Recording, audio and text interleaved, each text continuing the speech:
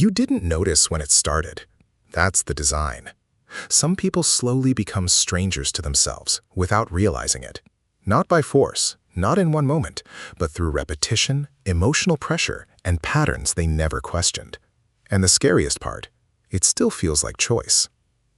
At first, nothing feels wrong. You trust less, you observe more, you start pulling back from people who once felt safe, and you call it growth. But something deeper is happening underneath. Your mind is adapting without your permission. Not through one person, not through one event, but through repeated emotional influence that slowly reshapes how you react. Certain behaviors get rewarded. Certain emotions get ignored. Attention becomes unpredictable. And your brain starts adjusting itself just to stay emotionally stable. You stop saying what you really think. You become careful with your words. You think before you speak, even when no one is watching. And you don't call it control. You call it maturity. But your trust isn't evolving. It's being replaced.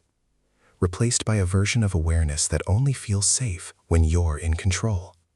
And that changes how you move through everything. You stop experiencing people directly. You start interpreting them. Every interaction becomes a subtle calculation. What do they want? What does this mean? What's the hidden intention? And slowly, connection turns into analysis. But here's the shift most people miss. It doesn't always come from others. Sometimes it starts inside you, from past experiences, from emotional memory, from moments you never fully processed.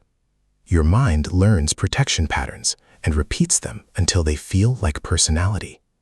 And what used to be awareness slowly becomes something else. Constant scanning, constant anticipation, constant interpretation. And it feels like intelligence, like you're becoming sharper. But in reality, you're just becoming more guarded. And the most dangerous part of psychological influence is this. It doesn't just change how you see others. It changes how you build yourself. Until one day, you realize you're no longer reacting freely. You're managing yourself, filtering yourself, limiting yourself, preventing outcomes that haven't even happened yet.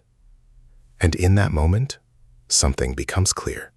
The change was never only around you, it was inside you. Awareness sees clearly, paranoia sees threats everywhere. One creates understanding, the other creates distance. And the moment you recognize the difference, the pattern stops being invisible. Not fully, but enough to interrupt it. Because once you see it, it can't fully operate the same way again. And what comes next isn't freedom. It's choice. What parts of you are yours, and what parts were written in response to something else?